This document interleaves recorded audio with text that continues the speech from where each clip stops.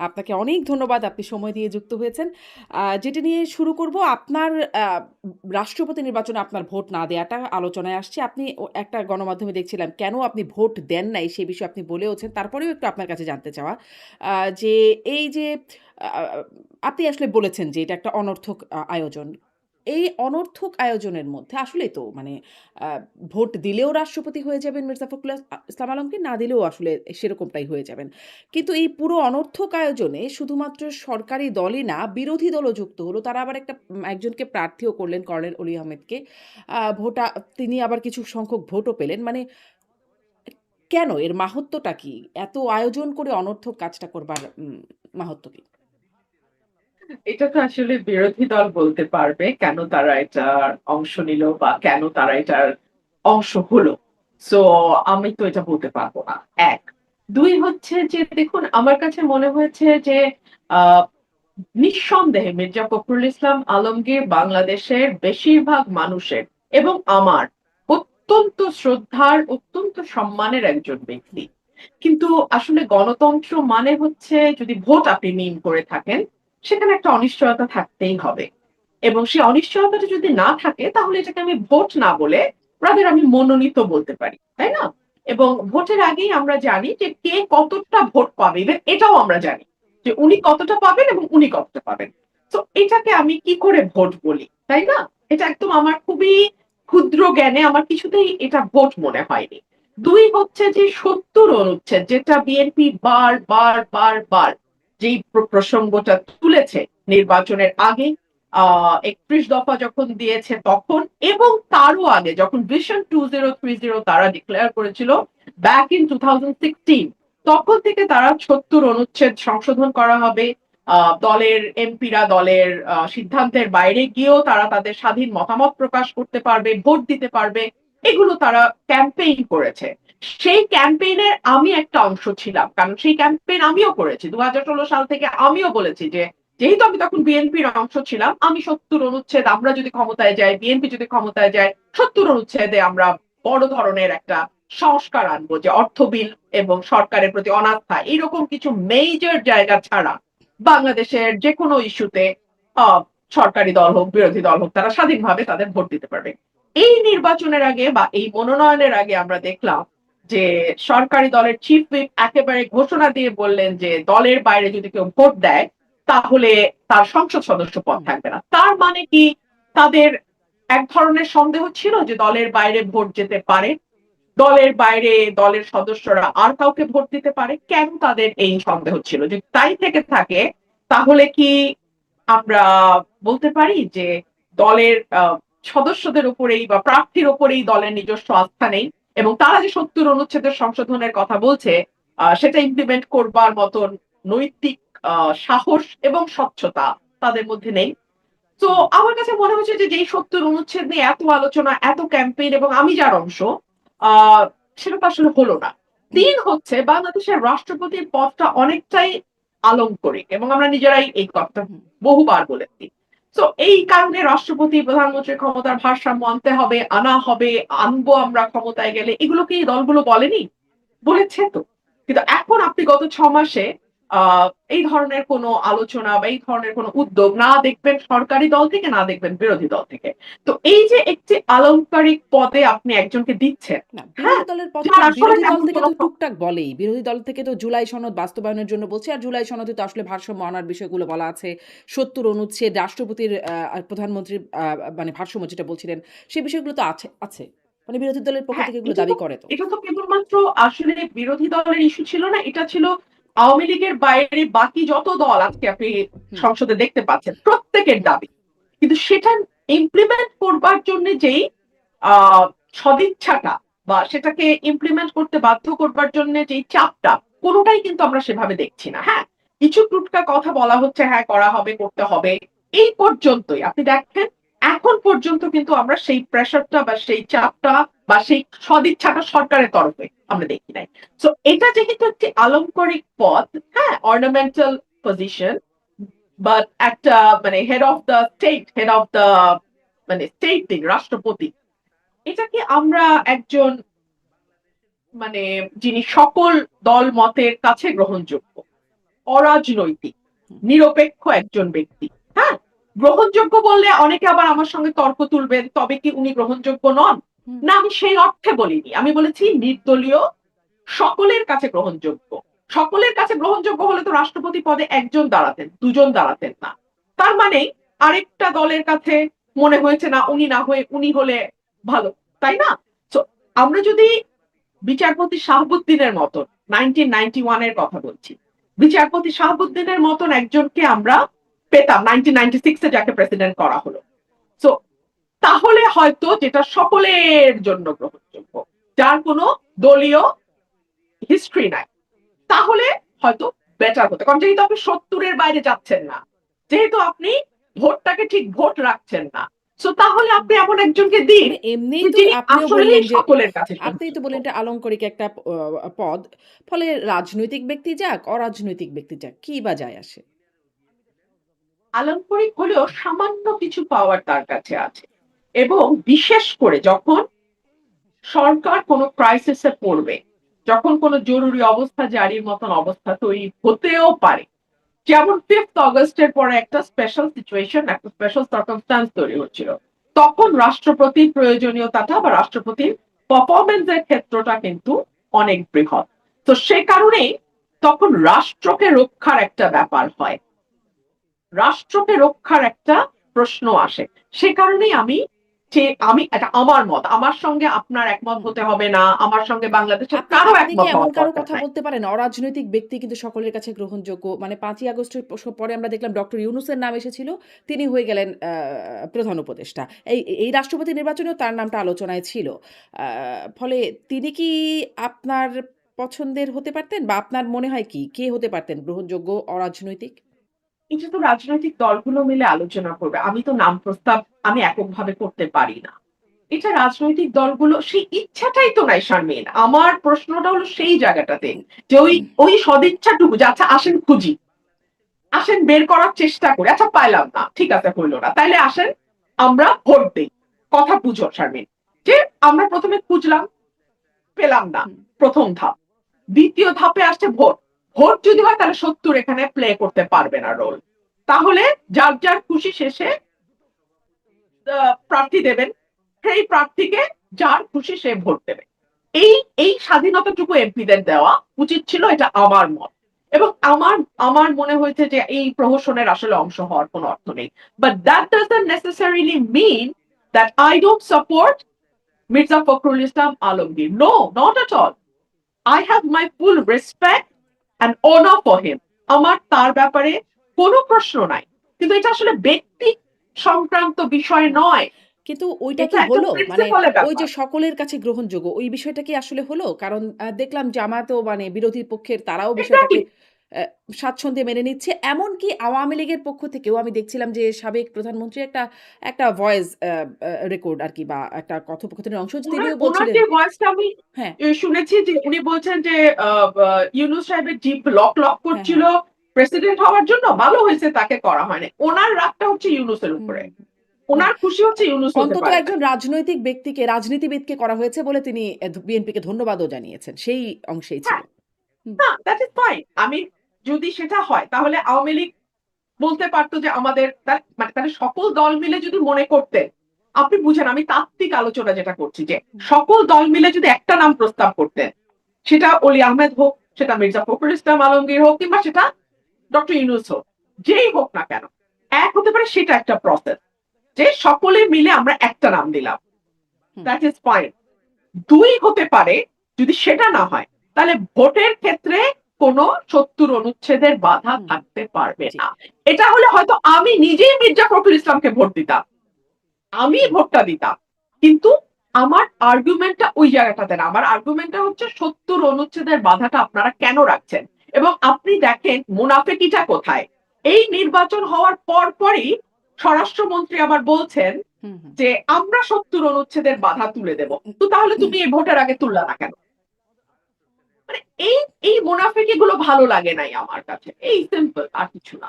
আর যে নতুন মন্ত্রিসভায় যারা নতুন মুখ যারা যোগ হলো, আ আপনার সেই সেই নতুন যোগটাকে কেমন মনে হলো? যারা নতুন আসলেন? আমার কাছে মনে হয়েছে যে এটা একটা ভিন্ন রকম দৃষ্টান্ত। এবং এই দৃষ্টান্তটি আমার ভালো লেগেছে। কেন ভালো লেগেছে?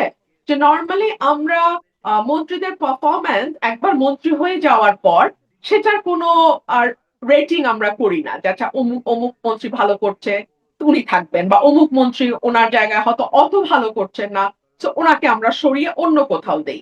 এইটা কিন্তু আমরা অতীতে কখনো দেখি নাই। But for the first time এটা অন্তত একটা মানে শুরু হলো। এখন মন্ত্রীরা আরেকটু সচেতন থাকবেন বলে আমার ধারণা। যে যদি না, পারফরম্যান্স মানে গত খুব ভালো সরকার না মানে আমি হয় আওয়ামী তাহলে লীগ হয়তো সরকারের সরিয়ে সময় দেওয়া বলছি। যাবে। সেখানেও তো মন্ত্রিসভায় রদবদলের ঘটনা ঘটেছে। হ্যাঁ, কিন্তু এটা একেবারে ১৮০ দিনের মধ্যে, যেটা আ প্রাইম মিনিস্টার একটা বলেছিলেন যে, "আমি ১৮০ দিন পারফরম্যান্স দেখব। হুম। তারপর আমি কাউকে ইনক্লুড করব, কাউকে এক্সক্লুড করব।" So he kept his promise. ওই জায়গাটাতে আমার ভালো লেগেছে যে ঠিক আছে ১৮০ দিন। এর মধ্যে প্রশ্ন আসতে পারে বিদ্যুৎ মন্ত্রী ইজ আ টোটাল ফেইলিউর। উনাকে কেন কিছু করা হলো না? এর মধ্যে প্রশ্ন আসতে পারে বিদ্যুৎ মন্ত্রী আগেও বিদ্যুৎ মন্ত্রী ছিলেন এবং উনি সরকারকে ডুবিয়েছেন। কিন্তু উনার অবস্থার কিন্তু কোনো পরিবর্তন হয়নি। এটা ডেফিনিটলি যিনি সরকার প্রধান আছেন উনি নিশ্চয়ই এই বিষয়গুলো বিবেচনায় নেবেন বা নিচ্ছেন। আর ইন্টারেস্টিং যেটা হয়েছে যে এখন আমাদের ডাবল মন্ত্রী হয়েছে। যেমন হুম, তথ্যমন্ত্রী ২ জন। আজকেই আমি জাগো নিউজে দেখছিলাম আপনার এখানে হুম, বসার আগে যে এখন পর্যন্ত যিনি ভূতপূর্ব তথ্য মানে যিনি আগের তথ্যমন্ত্রী ছিলেন, হুম। উনি কিন্তু এখনো জহিরুদ্দিন স্বপন। হুম, তথ্যমন্ত্রী আছেন। সো এই মুহূর্তে যে মুহূর্তে আমি আপনি কথা বলছি, আমাদের এখন তথ্যমন্ত্রী ২ জন, পররাষ্ট্র প্রতিমন্ত্রী ২ জন। সো এটাও কিন্তু ইতিহাসে নজিরবিহীন। বিরল ঘটনা। মানে একই সঙ্গে একই মন্ত্রণালয়ে ২ জন মন্ত্রী, ২ জন প্রতিমন্ত্রী। সো আমি জানি না এটা আসলে সরকারের নিশ্চয়ই কোনো প্ল্যান আছে। তো এটা তো এখনো 24 আওয়ার্স পার দেখা হয় নাই। যাচ্ছে যে লেটস সি কিছু হোয়াটস দেয়ার গণমাধ্যমে প্ল্যান। দেখছি যে মানে আগের মানে তথ্যমন্ত্রী যিনি জহিরুদ্দিন স্বপন তাকে প্রধানমন্ত্রীর মন্ত্রী পদমর্যাদায় প্রধানমন্ত্রীর উপদেষ্টা করা হবে। এরকমটা দেখছি। আর আন্দালিব রহমান পার্থ থাকবেন হচ্ছে তথ্যমন্ত্রী। এরকম খবর আসছে। আমিও সেটা দেখেছি। হ্যাঁ। আমিও দেখেছি, বাট এখন পর্যন্ত মানে আমি ঠিক এইজন্যই বললাম যখন আপনি আর আমি কথা হুম, হুম, বলছি, এই মুহূর্তে আমাদের ২ জন করে মন্ত্রী আছেন। হুম। তো এটা কি মানে আপনি ভেতরে থেকে দেখেছেন জোটের মধ্যে জোট নেতাদেরকেও দেখেছেন। জহিরুদ্দিন স্বপনের চাইতে কি আন্দালিব রহমান পার্থ তার যোগ্যতর তথ্যমন্ত্রী হিসেবে বা তিনি কি একটু কম যোগ্য? আ যিনি আগে ছিলেন বা আ এখনো আছেন? যিনি ছিলেন উনি মাত্র ৬ মাস কাজ করেছেন। আমার পক্ষে ইভ্যালুয়েশন দেয়াটা মুশকিল। আর পার্থ ভাই he is now for the first time. এখনো উনি কাজ শুরুই করেননি। সো এই কম্পারিজন তো আসেই না। আর দুজনকেই ব্যক্তিগতভাবে আমি চিনি। দুজনেই চমৎকার মানুষ। দুজনেই আ অত্যন্ত আমি কি বলবো? অত্যন্ত চমৎকারভাবে কথা বলেন মিডিয়ার সঙ্গে। দুজনেরই খুব ভালো একটা বোঝাপড়া আছে, যতদূর আমি জানি। হুম। সো আমার কাছে মনে হয়েছে দেখা যাক কি হয়। আচ্ছা, মাত্র ১৮০ দিন বলছেন। এই ১৮০ দিনে আপনি আসলে আপনি তো খুব আপনার সাথে মিডিয়ার সম্পর্ক খুব ভালো। আমরা যখন গণমাধ্যমে মেইনস্ট্রিম মিডিয়াগুলোতে কাজ করতাম তখনও দেখেছি বা অন্যান্য যারা আছে তাদের সাথেও আপনার সম্পর্ক খুব ভালো। আপনি মানে আপনি আসলে পার্থক্য কতটুকু দেখলেন এই ১৮০ দিনে গণমাধ্যমে কি পরিবর্তন হলো? আ আপনি গণমাধ্যমের ভূমিকার কথা বলছেন? সার্বিকভাবেই বলছি গণমাধ্যমের ভূমিকার কথা, গণমাধ্যমের ভেতরের চিত্রের কথা। কারণ আপনি যখন ভেতরে যান ভেতরের অনেক কিছুই আপনার চোখে পড়ে বা অনেকেই আপনার সাথে খুব ক্লোজলি মেশেন। ফলে এই প্রশ্নটা করছি যে গণমাধ্যমের ভেতরে গণমাধ্যমের ভূমিকা কি পরিবর্তন হলো? আ দেখুন, গণমাধ্যমের মধ্যে এক ধরনের ভীতি কাজ করছে। মানে আগের আমলে চাপে হোক, সেলফ সেন্সরশিপ এর জন্য হোক, বা মালিক পক্ষের চাহিদা অনুযায়ী হোক, তাদেরকে একভাবে কাজ করতে হয়েছে। হ্যাঁ? যেটা হয়তো অনেক সময় প্রফেশনাল এথিক্স এর সাথেও এক ধরনের ক্ল্যাশ তৈরি হয়েছে। মানে হতে বাধ্য হয়েছে। মালিক পক্ষের চাপ আছে, এজেন্সির চাপ আছে। সব মিলিয়ে গণমাধ্যম ওয়াজ আন্ডার প্রেশার। তো আন্ডার প্রেশার এ তাদের কিছু কাজ হয়তো অনেক সময় করতে হয়েছে যেটা প্রফেশনাল এথিক্স এর সাথে খুব ভালোভাবে যায় না। কিছুটা বিচ্যুতি হয়। আর আমাদের মতন দেশে এটা খুব একটা আ আশ্চর্যের ব্যাপারও না। ঠিক আছে? সেখানে এখন আবার তাদের মধ্যে সেই ভীতিটা কাজ করছে যে এখন আমাদের আরো সুপার সার্ভিস দিতে হবে। হ্যাঁ? ওই সরকারকে আমরা যেভাবে সার্ভিস দিয়েছি এখন তো আবার একেবারে 180 ডিগ্রি ডিফারেন্ট একটা গভর্নমেন্ট। তো এখন এদেরকে আবার যতটুকু না দরকার প্রফেশনালি তার চেয়ে বেশি সার্ভিস তাদেরকে হয়তো অনেক সময় দিতে হতে পারে। একটা ভীতি গণমাধ্যমের উপর ১ম দিকে খুবই কাজ করেছে। এটা হয়তো এখন অনেকটাই কমে আসছে। আরেকটা হচ্ছে যে সর্বত্র তো এক ধরনের ইমব্যালেন্স তৈরি হয়েছে। হ্যাঁ? সর্বোচ্চ এক ধরনের ইমব্যালেন্স তৈরি হয়েছে। সেটা কিরকম? সেটা হচ্ছে যে এটা আওয়ামী লীগের আমল থেকে আমরা দেখে এসছি যে আমরা সরকার প্রধানকে বাদ দিয়ে আর সকলের হুম, সমালোচনা করব। হুম, হ্যাঁ? সেই ধারাবাহিকতাটা আমি এখনো আমি গণমাধ্যমের মধ্যে লক্ষ্য করি যে there is one savior and he is the angel or she is the angel and rest are the devils and those devils are so মানে কি বলবো so notorious যে তারাই প্রধানমন্ত্রীকে অলওয়েজ ভুল বুঝায়, হুম, অলওয়েজ ভুল পথে নেয়। হ্যাঁ, প্রধানমন্ত্রী কিন্তু ফেরেশতা। হুম, হুম, এইটা আমি আওয়ামী লীগের সময় দেখেছি and I'm now seeing the continuation of that old story. But মজাটা কি জানেন শারমিন? যখন শেখ হাসিনার পতন হলো, তখন কিন্তু কেউ আর কোনো মন্ত্রীকে গালি দিল না। হুম, হুম, সকল দোষ গিয়ে শেখ হাসিনার ঘাড়ের উপর উঠল। হ্যাঁ, এত বছর উনি ফেরেশতা। এখন one and only দুষ্ট person became Sheikh Hasina after 5th হুম, হুম, August. তাই না? হুম, তো আমি খালি এই সরকারকে ওটুকুই মাথায় রাখতে বলবো। হ্যাঁ? যে আপনারা কোনো তেলবাজিতে না গা ভাসায় দিয়েন না। কারণ এটা যখন ব্যাকফায়ার করে তখন ওই সরকার প্রধানের উপরেই পুরা গুলিটা চলে যায়। তখন কিন্তু আর আপনার আ পারিষদ, চাটুকার, আ এখন যাদেরকে শুভানুধ্যায়ী দেখবেন তাদেরকে কিন্তু কেউ বকবে না। তখন স্ট্রেইট অ্যাওয়ে যারা আজকে ৳১০০ খাবার নিয়ে উচ্ছ্বাস করছেন, যারা আজকে ৳২০০ শার্টকে সেলিব্রেট করছেন, যারা আজকে সাধারণ জীবনযাপনকে একেবারে বড়ভাবে উদযাপন করছেন, তারা সেকেন্ডে কিন্তু গুলিটা আপনার দিকে তাক করবে। সো আমি এটুকুই বলব যে 5th অগাস্ট থেকে শিখেন, হুম, তাই না? হুম। আপনি মানে ফেরেশতা আর ডেভিলের মধ্যে ১ রাতের ডিফারেন্স। হুম, ১ রাতের মধ্যে। যেটা আমি ইয়েকে দেখেছিলাম শেখ রেহানা আ তাদের যেই অটোবায়োগ্রাফি হুম, ২ মানে শেখ হাসিনা এবং শেখ রেহানা যে করেছিলেন একটা হুম, হুম। সিনেমা হ্যাঁ, হ্যাঁ। ইয়ে আপনি নামটা যদি বলেন আমি ভুলে গেছি নামটা ডটার্স মনে টেল পড়ছে না। এরকম একটা মুভি ডটার্স হয়েছিল। টেল অ্যাবসোলিউটলি। হুম, ডটার্স টেল এ বলেছিলেন যে ১৫ই অগাস্টের আগের রাত মানে ১৪ই অগাস্টে উনারা যখন দেশের বাইরে ক্যান্ডেল লাইট ডিনার করছেন এবং ১৫ই অগস্ট যখন বঙ্গবন্ধু সপরিবারে নিহত হন, পরের দিন যে ওই বাড়িতেই তাদেরকে কি ব্যবহারের মুখোমুখি হতে হয়েছে, এটা উনি নিজের মুখে বলেছেন। সো মানে ক্ষমতায় যারা থাকেন তাদের কিন্তু দিন আর রাত আকাশ হুম। পাতাল হয়ে যেতে পারে। আমি জাস্ট এটুকুই বলতে চাই। আপনি আ যখন বিএনপিতে ছিলেন তখনও বিএনপি সম্পর্কে আপনার কাছে অনেক প্রশ্ন করতাম। আপনি বিএনপিকে নানানভাবে ডিফেন্ড করতেন বিভিন্ন ক্ষেত্রে। এখন আপনি বেশ কড়া অ্যাবসোলিউটলি। সমালোচনাও করেন। এখন বেশ কড়া সমালোচনাও করেন। মানে একটা সমালোচনা আপনাকে নিয়ে হয় বা আলোচনাও বলতে পারেন যে আপনি তো বিএনপি এই রুমিন ফারহানাকে বিএনপি তৈরি করেছে। বিএনপি এনেছে এই রুমিন ফারহানাকে। সেখানে এখন আপনি বিএনপির সমালোচনা করেন। মানে বিএনপি আপনাকে রুমিন ফারহানা বানিয়েছে এই প্রসঙ্গে আপনি কি বলবেন? আর বিএনপি রুমিন ফারহানা এখন যখন স্বার্থ পেল না, তখন বিএনপি সমালোচনা শুরু করল। আ আচ্ছা। ২ টো প্রশ্ন ২ ধাপে আসি। আমাকে একটু সময় হুম, দেন শারমিন, আমি একটু নিশ্চয়ই। এলাবোরেট করি। কারণ এই কথাটা খুব শুনতে হয় তো আমাকে।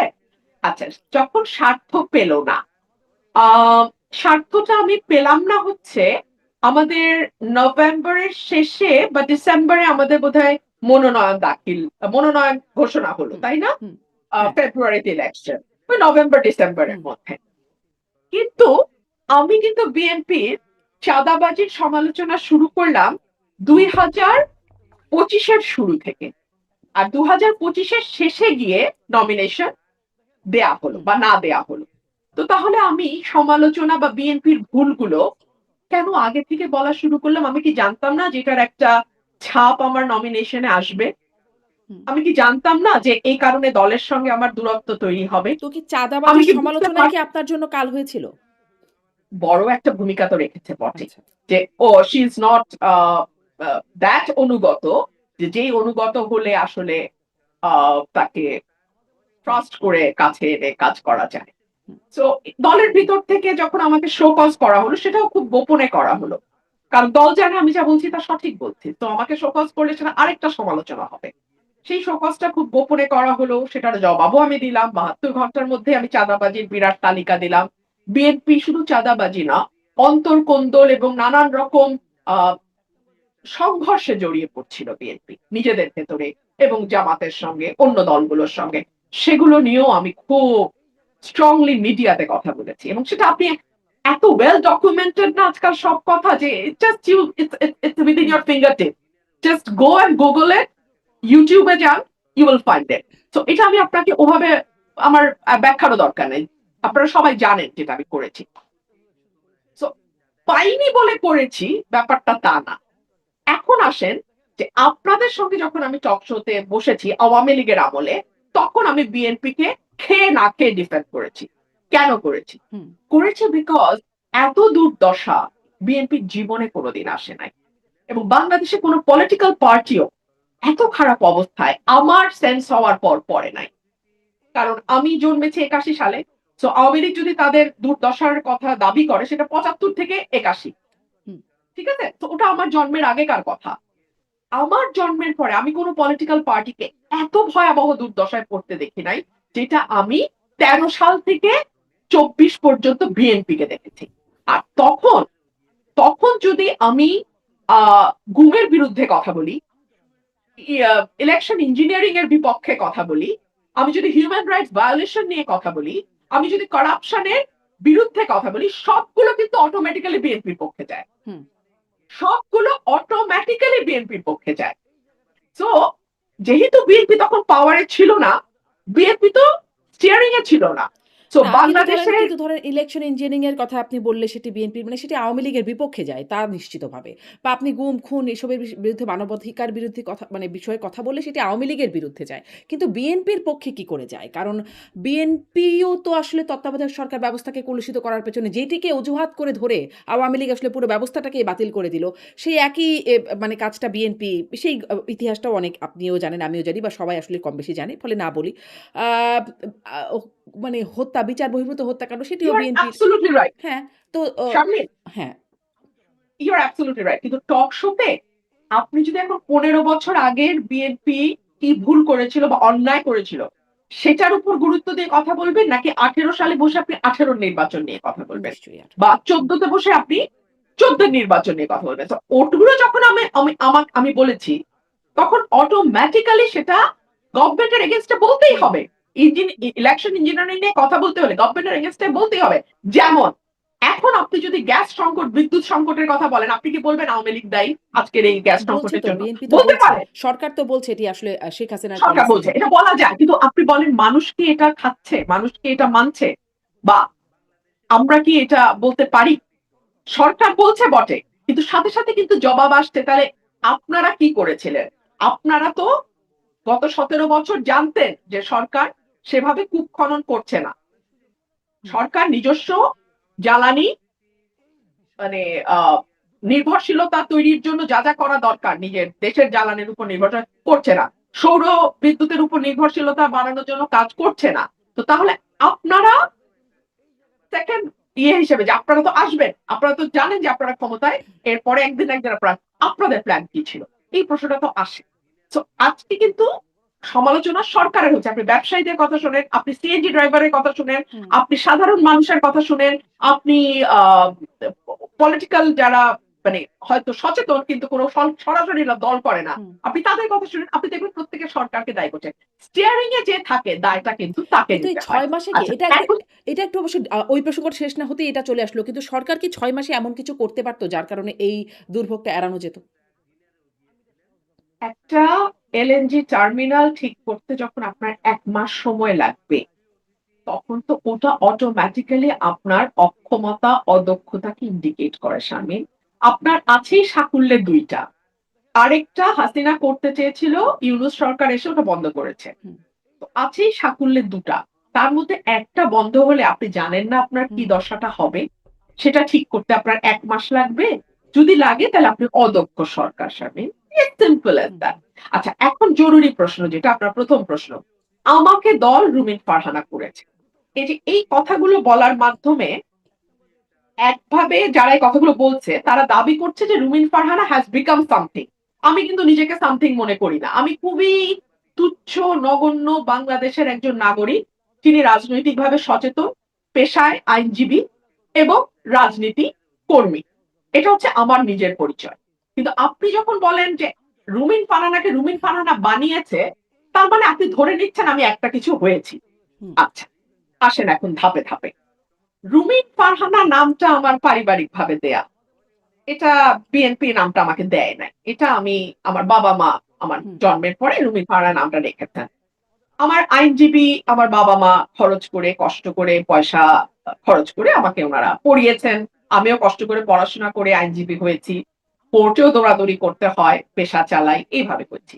এখন আপনি যদি মনে করেন বিরাট একটা কিছু আপনি করেছেন, তাহলে কি করেছেন আপনি? আপনি আমাকে ১০ বছর, আমি বিএনপির কথা বলছি, আমাকে সহ আন্তর্জাতিক সম্পাদক করেছেন। বিএনপিতে এরকম সহ আন্তর্জাতিক সম্পাদক আরো ১-১৫০ আছে। সকল সহ। আন্তর্জাতিক এই সহ আন্তর্জাতিক সরি, সহ আন্তর্জাতিক ছিল আরো ৫ টা, আন্তর্জাতিক ছিল আরো ৫ টা। মোট ১০ টা ছিল আন্তর্জাতিকেই। আর সহ অন্যান্য হুম, সব সহশিক্ষা, সহ প্রশিক্ষণ, সহ স্বাস্থ্য, সহ কর্মসংস্থা ইত্যাদি, ইত্যাদি ধরলে আরো ৩ ছিল। তো তারা কেউ কেন আসলে নামে উদ্ভাসিত হইল না? ১ মহিলা এমপি আমাকে বিএনপি বানিয়েছিল। তো বিএনপির ৮১ সালের পর জন্ম হচ্ছে ৭৭। ৭৭ থেকে আজকে ২০২৬ কত হুম, বছর হলো? ৪০ নাকি না? হুম, হুম, ৫০ হুম, কত হলো? ৪৫।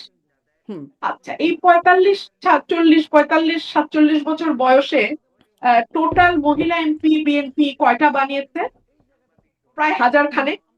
হুম, তো হাজার খানেকের মধ্যে কয়টা নাম আসলে আপনি বলতে পারবেন? হুম। না, ব্যাস আমি আপনি আমি যোগ্য। আমি কিন্তু না, না, আপনি শারমিন আমাকে একটু শেষ করতে দেন। নিশ্চয়ই। কারণ এটা তারা হুম, এত বলে শারমিন আমাকে একটু বলতে দেন। আচ্ছা। হুম, আমি নিজেকে বাংলাদেশের নাগরিক, বটতলার উকিল এবং একজন রাজনৈতিক কর্মীর বাড়ি কিচ্ছু মনে করি না। কিন্তু আপনি যখন বলেন বিএনপি আমাকে রুমিন ফারহানা বানাইছে, তার মানে আপনি মিন করেন যে আমি রুমিন ফারহানা বিরাট একটা কিছু হয়ে গেছি। তো বিরাট একটা কিছু যদি হয়ে থাকি, তাহলে বিএনপি আসলে আমাকে কি বানাইছে? মহিলা এমপি বানাইছে। তো মহিলা এমপি তো এখন পর্যন্ত প্রায় হুম, কয়েক হাজার হইছে। আপনি ১০ জনের নাম বলেন। না, না থাক ৫ জনের বলেন না প্লিজ। হুম। ৫ জনের বলেন। আপনি তো সচেতন সাংবাদিক। আপনি বলেন না। না, মানে কিংবা ধরেন কিন্তু ওই প্ল্যাটফর্মটা যদি আপনাকে না দিত, তাহলে কি আপনি এই রুমিন ফারহানা হতে পারতেন? মানে বিএনপির ওই প্ল্যাটফর্ম ব্যবহার করে অনেকেই পারেন নাই। কিন্তু আপনি পেরে গেছেন। ২০১৩ সাল থেকে আমি মিডিয়াতে কথা বলছি। হুম, এবং আমার একটা স্টাইল আছে। যে স্টাইলটার কারণে আসলে আর ১০ জন টকারের সঙ্গে আমার একটা ডিফারেন্স একদম। তৈরি হয়। হুম, স্টাইলটা হচ্ছে আমার মেধা কম, আমার মনে রাখার শক্তি কম, আমার স্মরণ শক্তি কম। সে কারণে না আমি তথ্য সব হাতের কাছে নিয়ে যেতাম। পত্রিকার কাটিং রাখতাম।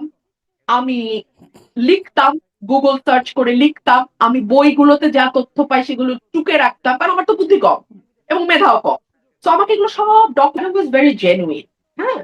উনাকে আসলে উনি কখনো আরোপিত মানুষ ছিলেন না। আ উনি যখন রাজনীতিতে আসেন 80s এ তারপর থেকে উনার যে একটা নিজস্ব স্টাইল গড়ে উঠেছে সেটা নিয়ে বিরোধী পক্ষ অনেক সময় অনেক রকম কথা বলেছে। But she never paid any hmm, attention to that. Hmm, hmm. So she was very genuine and she was very confident. তো উনার টা আমি এইটুকুই বলতে পারি। বাট এখন যিনি প্রধানমন্ত্রী আছেন, উনি হি ইজ ভেরি হাম্বল যেটা আমি শুনি। He is very humble, he is very polite in personal conversation. আর বাকিটা ইমেজ বিল্ডিং এর যেটা সেটা উনার আশেপাশে যারা আছেন, উনারা ভালো বলতে পারবেন। হুম। এটা আমার পক্ষে এটা কি বলা মুশকিল। আপনার পক্ষে এটি দেখবার সুযোগ হয় নাই যে এটি আসলে মানে তিনি কি আসলেই খুব সিম্পল একজন মানুষ কিনা? কারণ তিনি আসলে বিনয়ী এটা এটা আমি আসলেই শারমিন আমি একদম বলতে পারব না। আমি হুম, জানি না কারণ আমার কোন অভিজ্ঞতা নেই উনার সাথে কাজ করার। আচ্ছা। কোনো অভিজ্ঞতা নেই কাজ করার। আপনি আম মানে আপনি সরকার খুব ইন্টারেস্টিং। আমি আপনাকে বলি শারমিন, যেদিন বেগম খালেদা জিয়া মারা গেলেন, সেদিনই তো উনার চেয়ারপারসন হিসেবে উনি হুম, কিন্তু মারা গেছেন as a chairperson of BNP. উনি কিন্তু মৃত্যুর দিন পর্যন্ত she was A hmm. Chairperson. উনি মারা গেছেন ভোর সকালে ৬টায় ৭টায়। অন দ্যাট ভেরি ডে বিকাল ৪টায় আমি বহিষ্কৃত। তো আমার তো ১ মিনিটও কাজ করার অভিজ্ঞতা নাই এই নতুন প্রধানমন্ত্রীর সঙ্গে। ১ মিনিটও না। মানে এটা কেমন করে হলো? মানে যেদিনই মারা গেলেন সেদিনই বহিষ্কৃত হয়ে গেলেন? মানে সেদিন তো এটা আপনি দল সেদিন তো আসলে সেদিন তো আসলে মানে অন্যরকম একটা অবস্থা দলে থাকবার কথা। যে চেয়ারপারসন মারা গেছেন, বেগম খালেদা জিয়া মারা গেছেন। আশ্চর্য যে দলের ওই অবস্থা ছিল না। এটা খুবই আমি বলব যে দেখুন আ দুষ্টামিরও কিন্তু একটু মানে বুদ্ধিদীপ্তভাবে দুষ্টামি করতে হয়। হুম, হ্যাঁ? হুম, আপনি দুষ্ট কিন্তু দুষ্টের মধ্যে যদি বুদ্ধিবৃত্তিক আহ বিরাট দৈন্যতা থাকে, তাহলে কিন্তু সেই দুষ্টামিটা খুব প্রকট হয়ে সামনে আসে। তো দুদিন পরে বহিষ্কার করলে আসলে এমন কিছু হইতো না। দ্যাটস ভেরি ফানি আর কি। হুম, হুম। আমি এটুকুই বলবো। আচ্ছা। মানে দলের আসলে যে অবস্থা থাকবার কথা সেই অবস্থা ছিল না। দলের মধ্যে কি আসলে অপেক্ষা করা হচ্ছিল এরকম যে কখন এই পরিবর্তনটা হবে? সেটা দল বলতে পারবে। আমি অন্তত অপেক্ষা মানে ওই মানে আমি জানি না। আচ্ছা। I was not a part of the game. So জি।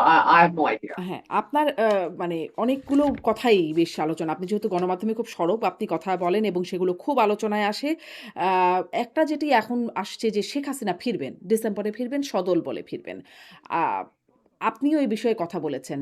আসলে কি ফেরাটা বাস্তবতা সম্পন্ন? মানে যে পরিস্থিতি দেখছেন দেশে, তাতে কি শেখ হাসিনার ফেরার প্রক্রিয়া কি হতে পারে বলে আপনি মনে করেন? আপনি একজন আইনজীবীও বটে। আসলে এখানে একটা প্রক্রিয়াগত ব্যাপারটা কেমন সেটি একটা বিষয় এবং তিনি যদি সত্যিই ফেরেন, সেটি কি দেশের জন্য ভালো হবে? আ দেখুন, আমি আপনাকে বলি, আমি কিন্তু এই প্রশ্নের উত্তর অনেকবার দিয়েছি এবং প্রতিবারই আমি বলেছি যে আমার সাধারণ জ্ঞান বা কমন সেন্স যেটা, সেটা বলে যে উনি ফিরবেন। কেন ফিরবেন? উনি যদি না ফেরেন, তাহলে এই দলটি আ ছিন্ন-ভিন্ন হয়ে যাবে। হুম, অলরেডি দলের নেতাকর্মীরা ভীষণ রকম হুম, মানে দুর্দশার মধ্যে আছে। আমি তৃণমূলের কথা বলছি। নেতাকর্মী বলতে কিন্তু মন্ত্রী, এমপিদের কথা বলছি না। তৃণমূল একদম মানে খুবই দুর্দশার মধ্যে আছে ১।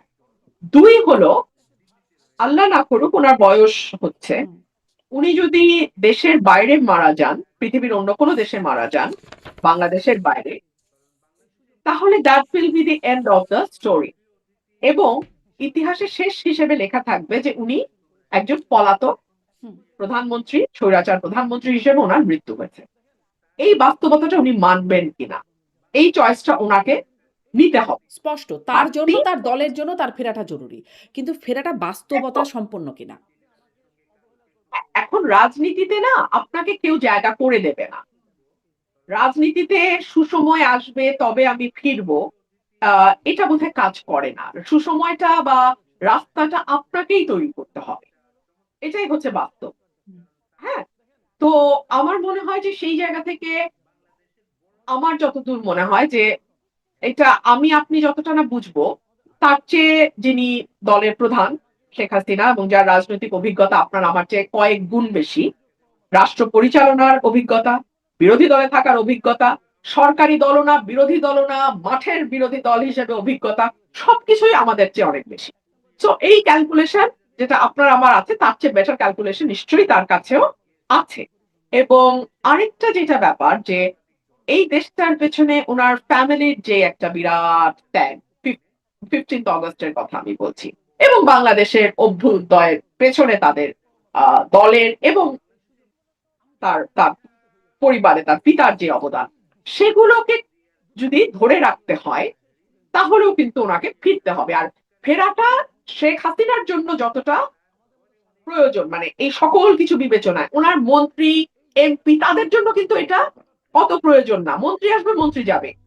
কিন্তু শেখ হাসিনার জন্য তার পরিবারের সম্মান, তার দলের অস্তিত্ব, তার নিজের ত্যাগ, তার নিজের সংগ্রাম, তার নিজের দলে থাকা, মানে দলে থাকা মানে সরকারে থাকা, বিরোধী দলে থাকা, সকল কিছু তার 46 ইয়ার্স এর যে হিস্ট্রি তার নিজের, সকল কিছুর বিবেচনায় কোনো কেউ যদি নাও আসে, হুম। শেখ হাসিনার সম্ভবত আমার যেটা হিসাব যে উনি হয়তো আসবেন। আচ্ছা। কিন্তু আসার কোনো প্রক্রিয়া মানে সেটি আমি আমার অনুষ্ঠানে আওয়ামী লীগের অনেক নেতারাও কথা বলেন। আমি তাদেরকে জিজ্ঞাসা করেছি, তারাও আসলে বলতে পারেন না যে কিভাবে। জিজ্ঞাসা করলে কখনো, কখনো বলেন টাইম উইল সে। কোনো প্রক্রিয়া আসলে বোঝা যাচ্ছে না। না, না, এটা না বোঝার কি আছে তাও আমি বুঝতে পারছি না। বাংলাদেশ সরকার তো ব্যাকুল। তারা ভারতেও যাবে না যদি না শেখ হাসিনাকে বাংলাদেশে আনা হয়। তার মানে ভারত মানে তার মানে পথ চেয়ে আছে। বাংলাদেশ সরকার রীতিমতো পথ চেয়ে আছে যে কবে শেখ হাসিনা আসবেন। তো আর শেখ হাসিনাও বলছেন যে তিনি বাংলাদেশে ফিরবার জন্য ব্যাকুল হয়ে আছেন। তো ২ তরফই তো ব্যাকুল। তাহলে অসুবিধা কি? আরেকটা খুব কিন্তু উদ্ভট এই যে কথা, ডাক্তার বিএনপি সাহেব অবশ্য বলেছেন, তিনি ডাক্তার সাহেব মাননীয় প্রধানমন্ত্রী উপদেষ্টা তিনি বলেছেন যে তারা চায় ধরে নিয়ে আসতে, বেঁধে নিয়ে আসতে। কিন্তু শেখ হাসিনা এখন বলছে তিনি নিজেই ফিরতে চান, আত্মসমর্পণ করতে চান। মানে হয়তো এটি তাদের পছন্দ হচ্ছে না যে তিনি আত্মসমর্পণ করতে আসবেন। তারা ধরে বেঁধে নিয়ে আসতে চায়। এবং এখন এজন্যই হয়তো ভারতকে বারবার অনুরোধ করছে কিনা সেটারও বিশ্লেষণ আপনি হয়তো বলবেন।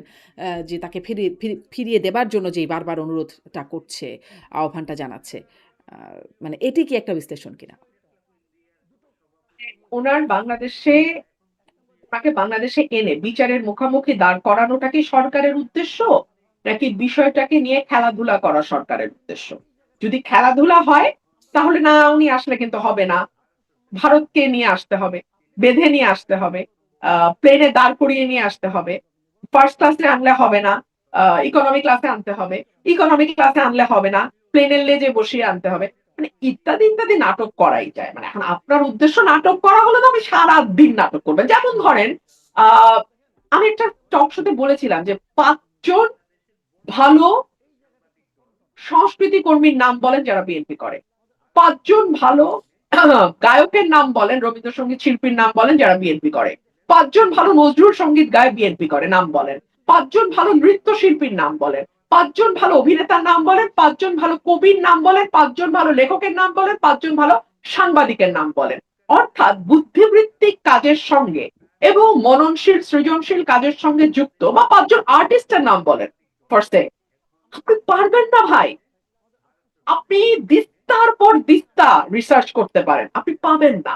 সে কারণেই বিএনপির বুদ্ধিবৃত্তিক যে দৈন্যতা, তার ফলে বিএনপির কর্মীরা দেখে অনেকে বলে আমি শেখ হাসিনাকে কি কি জানি কি ফিরায় আনবার চেষ্টা করছি। আরে ভাই আমি করতে গেছি, আমি কি পুলিশ, আমি কি মন্ত্রী, আমি কি স্বরাষ্ট্র মন্ত্রণালয়ের দায়িত্বে, আমি কি আইন মন্ত্রণালয়ের দায়িত্বে, আমি কি প্রধানমন্ত্রী, আমি কি করে শেখ হাসিনাকে ফিরে আসবো?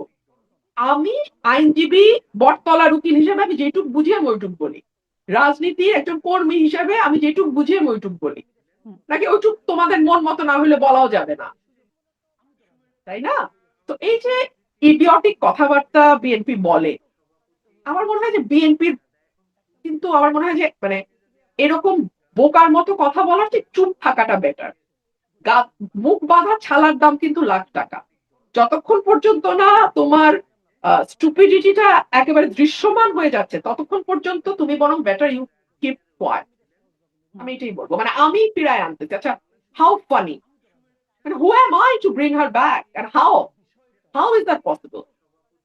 I'm not in charge of home, I'm not in charge of law, I'm not in charge of government. So even if I want to, how can I? আচ্ছা, এটিই বলা হচ্ছে হ্যাঁ, যে আপনি ফিরিয়ে আনার চেষ্টা করছেন। কিন্তু তিনি যদি ফিরে আসেন বলে আপনার যে ধারণা, তিনি ফিরে আসলে আসলে কি পরিস্থিতি ভালো হবে? নাকি সেটি আরো মানে আরে খারাপ কিছু? শুনেন ভাই, এই সরকার যে ৩ টা অগ্রাধিকার বললেন, গ্যাস, বিদ্যুৎ, জ্বালানি, হুম। আইন-শৃঙ্খলা, দ্রব্যমূল্য, দ্রব্যমূল্য। আইন শৃঙ্খলা। ৩ টাতে অশ্বডিম্ব প্রসব করছে। এর উপরে যদি শেখ হাসিনা বাংলাদেশে আসে, এইটা আমি এই বছরের শুরুতে বলছিলাম।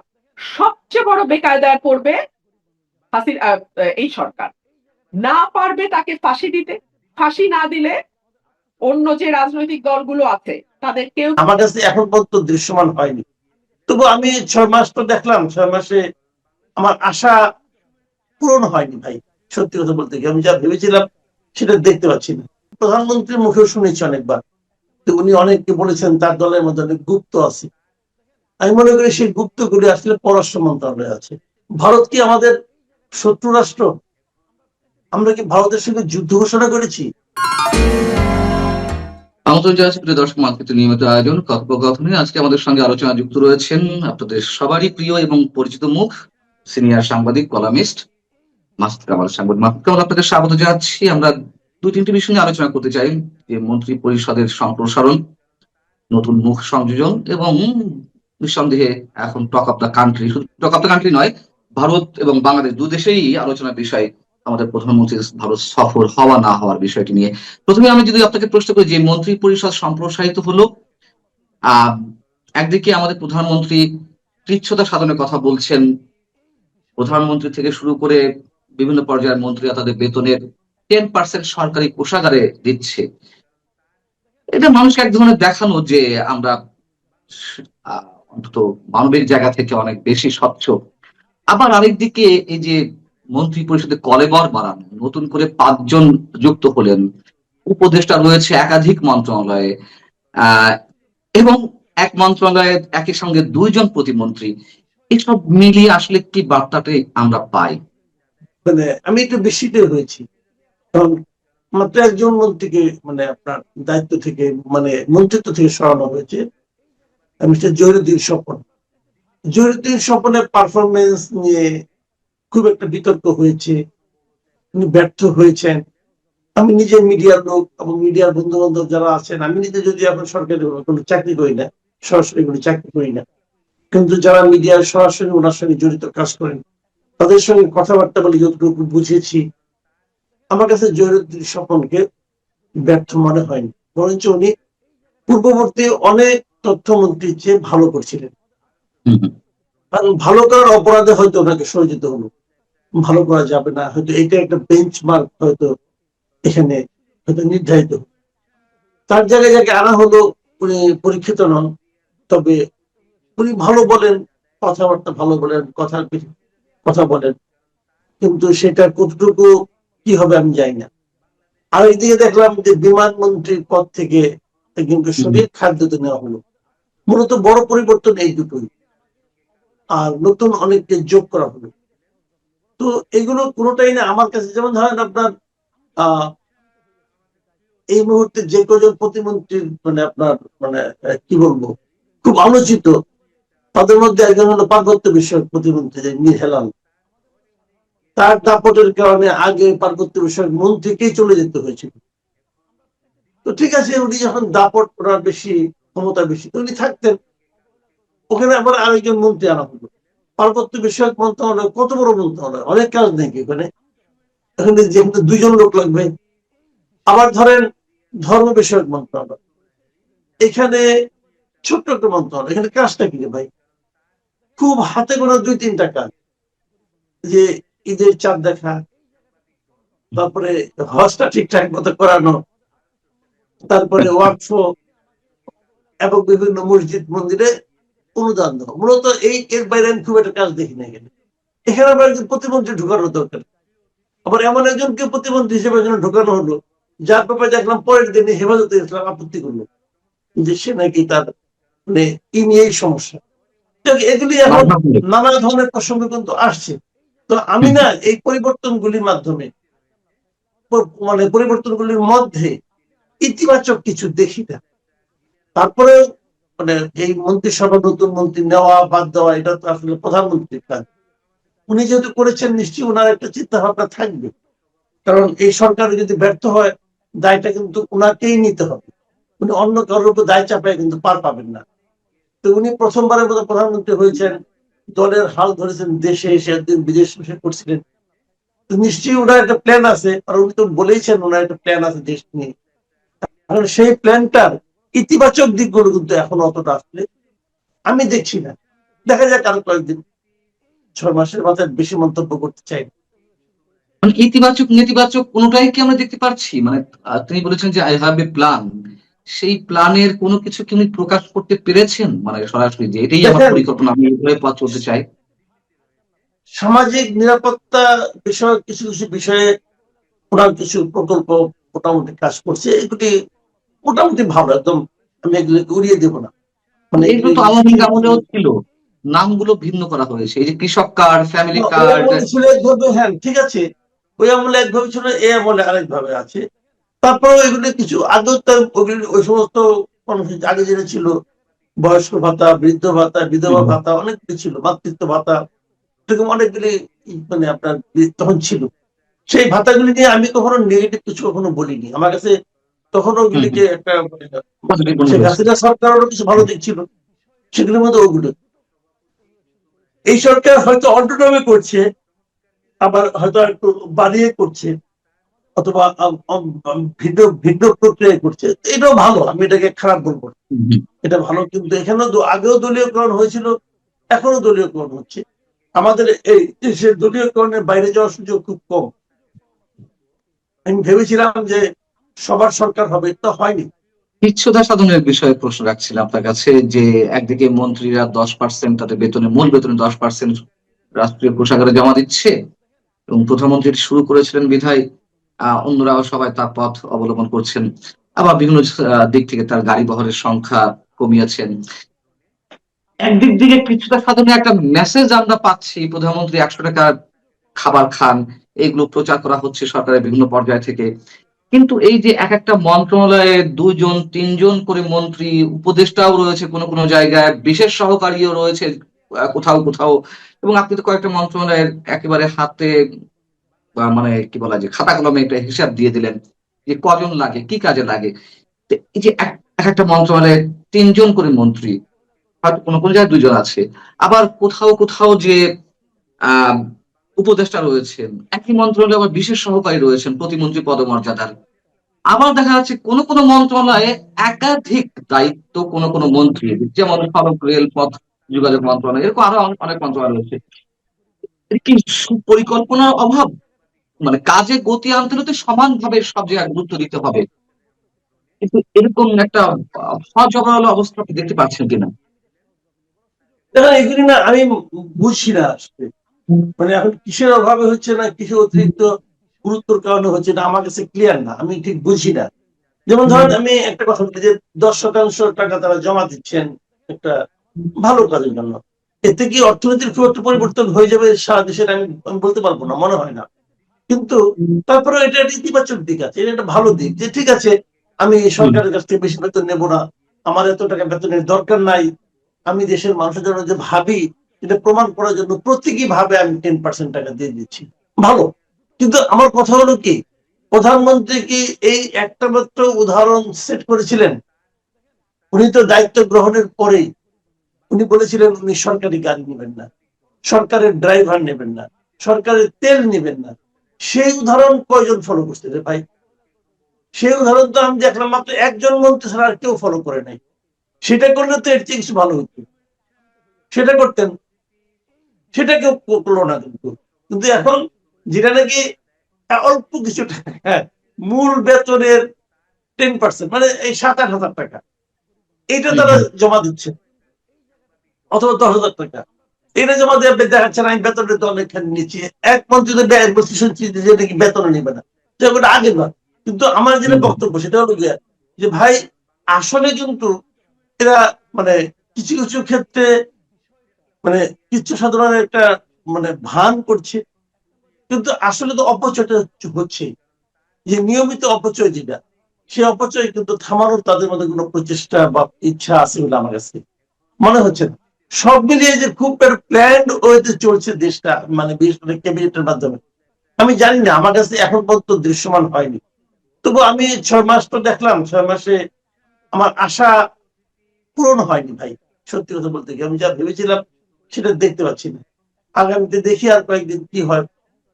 এরকম আমি না আগেও দেখেছি, আগের সরকারগুলো দেখেছি প্রথম প্রথম একটা তারা প্রথমে এসে নিয়ে 100 দিনের একটা সেট করে, কেউ 150 দিনের, তুমি করছিলেন 180 দিনের, দেখবেন আর কোন এরকম লক্ষ্যমাত্রা আর হবে না, একটাই। আর এরপরে দেখবেন যে চলছে যেমন ছিল আগে ওরকমই চলবে। আমার অভিজ্ঞতা খুব ভালো না। জি, একটু ভারত প্রসঙ্গে আলোচনা করতে চাই, যেহেতু এটি এখন একেবারে সব শ্রেণী পেশা মানুষের মধ্যে আলোচনার বিষয় 2 দেশ জুড়েই।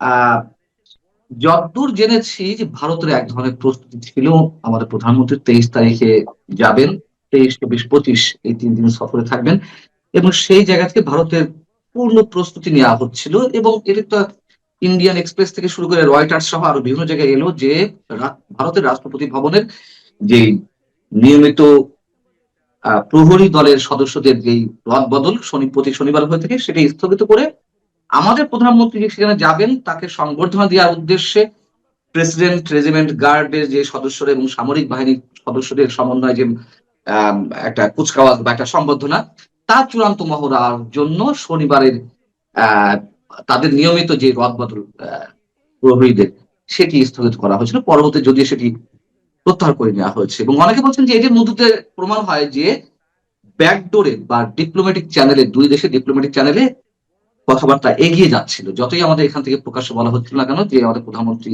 এ না হলে যাবে না, সে না হলে যাবে না, শর্ত জুড়ে যাওয়া হচ্ছিল, কিন্তু এটি মোটামুটি পরিষ্কার যে আমার কাছে মনে হয় অন্তত যে ডিপ্লোম্যাটিক চ্যানেলে একটা যোগাযোগ চলছিল। পরবর্তীতে এসে জানা গেল যে না, যাচ্ছেন না প্রধানমন্ত্রী, এবং এও জানা গেছে যে ভারতের বিভিন্ন পর্যায়ে যে প্রস্তুতি সেগুলো বাতিল করা হয়েছে। আপনার কি মনে হয় সবকিছু মিলিয়ে আমাদের প্রধানমন্ত্রীর না যাওয়াটা এই মুহূর্তে কূটনৈতিক জায়গা থেকে সঠিক সিদ্ধান্ত? না, আমার মনে হয় না। আমি মনে করি এটা একটা বড় ধরনের কূটনৈতিক ভুল সিদ্ধান্ত। আমাদের পররাষ্ট্র মন্ত্রণালয়ে যারা আছেন তারা প্রধানমন্ত্রীকে বিভ্রান্ত করছে, তারা আমাদের দেশকে একটা ঝামেলায় ফেলে দিচ্ছেন। আপনি প্রতিবেশীর সঙ্গে সম্পর্ক খারাপ রেখে আপনি অনেক কিছু অর্জন করবেন এমন ইতিহাস খুব বেশি একটা নেই, আমি দেখি না। আর এখানে এটা মনে করার কোনো কারণ নাই যে ভারত আমাদের সঙ্গে এই যে সফরের প্রস্তাবটা উঠেছে, এই প্রস্তাবে আমি ভারতের দিক থেকে বেশ ভালোই আন্তরিকতা লক্ষ্য করেছি, কিন্তু সেই আন্তরিকতার মানে আপনার জবাবটা আমাদের দিক থেকে ভালো হয়নি। প্রধানমন্ত্রী যখন ভারত যাবেন, যদি যেতেন, গেলে পর সেখানে বিভিন্ন বিষয় নিয়ে কিন্তু আলোচনা হতো। আমাদের সঙ্গে ভারতের অমীমাংসিত অনেকগুলো ইস্যু আছে। পদ্মার পানি চুক্তি আছে, তিস্তার চুক্তি আছে, সীমান্ত বিষয়ক আলোচনা আছে, বাণিজ্য অনেক বিষয়গুলো আছে। অনেক কিছু আমাদের সঙ্গে ভারতের অমীমাংসিত বিষয় রয়ে গেছে, যেগুলো নিয়ে আমাদের পাওয়ার কিছু ছিল। আলোচনাগুলো হলে আমরা কিছু পেতে পারতাম, তো সেই আলোচনাগুলো কিন্তু থেমে গেল। এখন থেমে যাওয়ার মাধ্যমে আমরা কি পাবো আলটিমেটলি? তাহলে কি সেই অমীমাংসিত অবস্থায় আমরা থাকবো? আমাদের সম্পর্কে সেই বৈরিতা, সেটা কি তাহলে কন্টিনিউ করবে? এবং সেই বৈরিতা করে এদেশের কিছু রাজনৈতিক কিছু দলের লাভ হতে পারে, এদেশের মানুষের কোনো লাভ নাই। এবং সেই রাজনৈতিক দলগুলোর মধ্যে কিন্তু বিএনপি নাই। বিএনপি ওই রাজনীতি করে বলে আমার কাছে মনে হয়, যেহেতু আওয়ামী লীগের অনুপস্থিতিতে বিএনপি ওই রাজনীতি কিন্তু করে বলে আমার কাছে মনে হয় না। বরঞ্চ ওই রাজনীতিটা যারা করছে তাদের জন্য বিএনপি আসলে কাজটা করবো, তাদের সুবিধা করে দিব। এবং আমি তো মনে করি, আমি প্রধানমন্ত্রীর মুখেও শুনেছি অনেকবার, তো উনি অনেককে বলেছেন তার দলের মধ্যে অনেক গুপ্ত আছে। আমি মনে করি সেই গুপ্তগুলি আসলে পররাষ্ট্র মন্ত্রণালয়ে আছে, এবং পররাষ্ট্র মন্ত্রণালয়ের প্রতিটি ঘটনা তৈরি করে বিবৃতি দেওয়া, এগুলো আমি মনে করি ভারতের সঙ্গে আমাদের সম্পর্ককে মানে আপনার উন্নত করবে না। ভারত কি আমাদের শত্রু রাষ্ট্র? আমরা কি ভারতের সঙ্গে যুদ্ধ ঘোষণা করেছি? না হলে এক শেখ হাসিনাকে ফেরত পাঠানো, অথবা উসমান হাদির সন্দেহভাজন হত্যাকারী, উনি তো হত্যাকারী এখনো প্রমাণিত না, সন্দেহ করা হচ্ছে, তাকে ফেরত পাঠানো না পাঠানোর উপর আমাদের প্রধানমন্ত্রীর সফর নির্ভর করবে। এটা অগ্রহণযোগ্য, এটা আমি কোনোভাবেই মানতে পারি না। কারণ প্রধানমন্ত্রীর সফরের সঙ্গে আমাদের সাধারণ মানুষের পুরো জাতির স্বার্থ জড়িত। হাদির হত্যাকারীকে আনলে আমার জাতির কি লাভ হবে? এই হাদির হত্যাকারীকে অথবা শেখ হাসিনাকে ফেরত আনা কঠিন, জাস্ট কঠিন। কঠিন এই কারণে, আপনি আমাকে একটা কথা বলেন তো, আমাদের সঙ্গে ভারতের একটা বন্দি বিনিময় চুক্তি আছে। শেখ হাসিনা কি মানে আমাদের কোনো বন্দি, আমাদের কোনো অপরাধী ওখান থেকে আমরা নিয়ে আসবো? শেখ হাসিনা ওখানে গেল কিভাবে? বাংলাদেশ সরকার তাকে ওখানে পাঠিয়েছে, ভারতের সরকার তাকে গ্রহণ করেছেন, অতিথি হিসেবে গ্রহণ করেছেন। তো হাদির হত্যাকারীকে ফেরত আনা আর শেখ হাসিনাকে ফেরত আনা একই রকম। আপনি বলবেন যে ওই সরকার নাই, তো ওই সরকার নাই, তাহলে ওই সরকার যারা তাকে নিয়ে গেছে তারা তো দেশে এখনো আছে, যারা পাঠিয়েছে তারা তো দেশে এখনো আছে। শেখ হাসিনাকে ফেরত আনলে আমার লাভ কি? এটা আপনারা বলেন। এই দেশের নাগরিক হিসেবে আমি প্রশ্ন করছি, ধরেন সরকার শেখ হাসিনাকে ফেরত চায়, তারা শেখ হাসিনাকে ফেরত দিল, আমাদের বাংলাদেশের জনগণের কি লাভ? জনগণের লাভ নেই, বিশেষ দলগুলোর লাভ আছে, রাজনৈতিক শক্তিগুলোর লাভ আছে। ওনাকে আনলে পরে ওনার কিছু ভক্ত এখানে আছে, দেশে আছে, ওনাকে যখন জেলে ঢুকাবেন তখন কিছু হইচই হবে। ওনাকে যদি ফাঁসি এই যে রায় কার্যকর করেন তখনও কিছু হচ্ছে। এখন সারা দেশে যে আনরেস্ট তৈরি হবে, সেটা কাকে হ্যান্ডেল করতে হবে? জামাতকে না, কিন্তু গভর্নমেন্টকে। এবং এইটা গভর্নমেন্টের এই যে আন্ডারস্ট্যান্ডেল করার, তখন দেখা যাবে এটা নিয়ে আবার জামাত বলতেছে গভর্নমেন্ট পারতেছে না। লাভটা হবে কার? জামাত এনসিপির। এই জামাত এনসিপির এই ফাঁদে সরকার একদম হেসে খেলে সিদ্ধান্ত নিয়ে এই ফাঁদে তারা পা দিয়েছে। তাহলে তার আসার পথটি সহজ করা হচ্ছে না কেন? সরকারের পক্ষ থেকে তো এখনো কেউ বলেনি যে হ্যাঁ, তার ট্রাভেল পাসের ব্যবস্থা আমরা করছি, তার জন্য সব ধরনের আয়োজন আমরা করছি, মানে তাকে ফিরিয়ে আনার, বা তিনি নিজে থেকে ফিরে আসতে চেয়েছেন, তাকে নিয়ে এসে কারাগারে দেওয়া হবে, ফাঁসি দেওয়া হবে, সব ঠিক আছে, কিন্তু সেই প্রক্রিয়াগুলো তো সরকার অবলম্বন করার ঘোষণা এখনো পর্যন্ত দেয়নি। তাহলে এটিও তো স্রেফ রাজনৈতিক নাটক। একদিকে ভারতের কাছ থেকে ফেরত চাইছে প্রত্যর্পণ চুক্তির আওতায়, যদিও তিনি সেই চুক্তির আওতায় পড়েন না, তারপরও চাচ্ছে। আবার ওদিকে শেখ হাসিনা নিজে ফিরে আসতে চাইছে, সেটিকে আবার অ্যাভয়েড করছে। তাহলে এটাও কি নাটক কিনা? হতে পারে তারা হয়তো ভাবছে না ডিসেম্বর না, আমরা সেপ্টেম্বর মধ্যে ঝুলাবো, হয়তো এরকম ভাবতেছি। সেটি সম্ভব? প্রত্যর্পণ হ্যাঁ, চুক্তির আওতায় আনতে গেলে আরো আরো সময় বেশি লাগবে, খুব স্বাভাবিক। মিনিমাম 2 থেকে 3 বছর মিনিমাম। তারা হয়তো আমাদের পররাষ্ট্র মন্ত্রণালয় ভাবতেছে যে প্লেনে করে পাঠাইছি, তারা একটা প্লেনে করে আমাদের এখানে ফেরত দিয়ে দিবে, ওইভাবে একভাবে আমরা যেটাকে অভ্যর্থনা জানাবো, এরকম ভাবতেছে কিনা আমি জানি না, বলতে পারবো না ভাই। ভাই এখানে ছেলে মানুষই আছে, জেদাজেদি আছে, এবং এই জেদাজেদির ফল আমাদের জন্য খুব ভালো হবে আমি মনে করি। দেখেন, আমাদের মূল সমস্যা কিন্তু ভাই শেখ হাসিনাকে একটা ফাঁসি ঝোলানো না। আমাদের মূল সমস্যা হলো আমাদের পানি, আমাদের মূল সমস্যা হলো আমাদের বাণিজ্য এবং আমাদের সীমান্ত।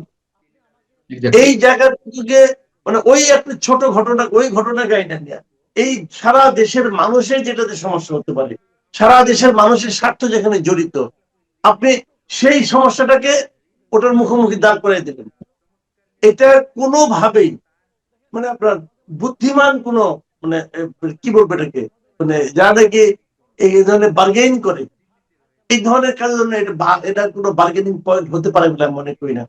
আমাদের পররাষ্ট্র মন্ত্রণালয় করেছে, তাদের বিশাল অভিজ্ঞতা, হুমায়ুন কবির সাহেব তো বিশাল অভিজ্ঞ, বিদেশ ছিল অনেকদিন, হয়তো ওনার জ্ঞান এখানে কাজ করছে।